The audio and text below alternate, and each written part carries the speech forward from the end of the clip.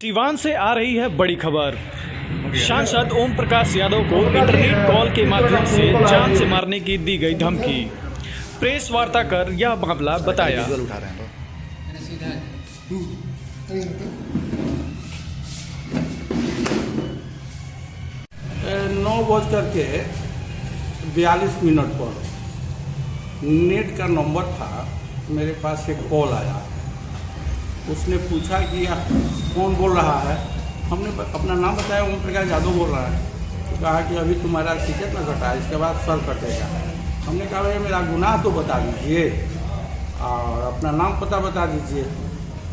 उस आदमी ने कहा कि समय आने पर सब कुछ तुम्हें पता चल जाएगा। इतना कह करके अपना कॉल ड्रॉप कर दिया। हमने तुरंत 9:44 पर एसपी साहब को फ़ोन करके इसकी सूचना दिए। एसपी साहब ने कहा कि आप हमें व्हाट्सएप पर भेज दीजिए। तो नीचे हम आकर के अपने लड़के को जगा करके व्हाट्सएप करवा दिए एसपी साहब को। और सुबह हमने एसपी साहब से बात किया। एसपी साहब ने कहा कि एक आवेदन दे दीजिए महदेवा ओपी में। तो हमने आवेदन दे दिया। हम ऐसे बंदर भर्ती से हम डरने वाले नहीं हैं। निर्भीकता के साथ और सम्मान के साथ हमने अपने जीवन यापन करना जानते हैं। हम इस घटना से न भयभीत हूँ न चिंतित हूँ, लेकिन प्रशासन को सूचित करना मेरा दायित्व बनता है। हमने महदेवा ओपी में इस मामले का FIR दर्ज करवा दिया। पहले भी आपको कई बार इसके पहले भी हम जब दिल्ली से ट्रेन से आ रहे थे तो जान से मारने की धमकी आई थी। माँ बहन को गाली दे रहा था JP चौक पर और झगड़ावा बट के पास मारने की अनेक तरह की अमर्यादित असंसदीय भाषा का व्यक्ति प्रयोग कर रहा था। तो इसकी भी सूचना हमने एसपी साहब को दे दी थी और आए थे। तो यहाँ भी हमारे मोबाइल पर फ़ोन आया तो उसकी भी हमने FIR महदेवा ओपी में करवाया, लेकिन आज तक उसका भी कुछ आता पता नहीं चला। आज हमारी शाम में बात हुई है महदेवा ओपी प्रभारी से। हमने कहा है कि क्या हुआ, कुछ पता चला?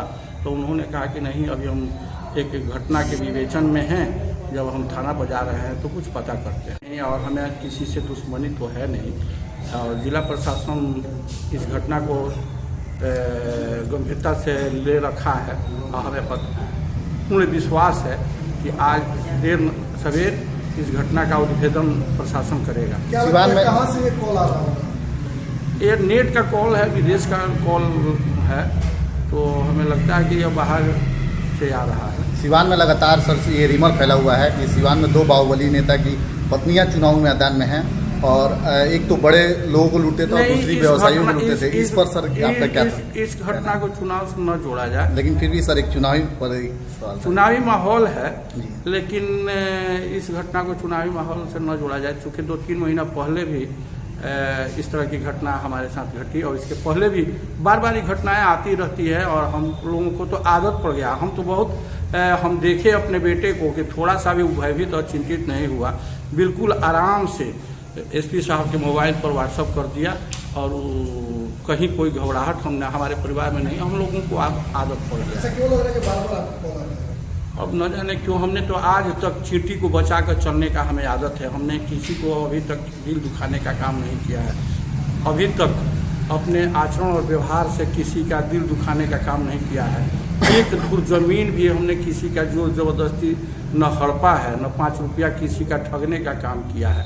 उसके बाद भी न जाने क्यों हमारे पीछे लोग पड़े रहते हैं। तो सिवान की जनता क्या लगता है विशेष सुरक्षा की जरूरत है? अब जिला प्रशासन को हमने इसकी सूचना दे दी है। अभी तो सारे प्रशासन के लोग चुनाव में लगे हुए हैं। प्रशासन समझे सुरक्षा अगर देना चाहें तो दे सकते हैं, नहीं देना चाहें तो हमें कोई ऐसी बात नहीं है। हम बिल्कुल निर्भीकता के साथ इस तरह की घटना को झेलते चले आ रहे हैं।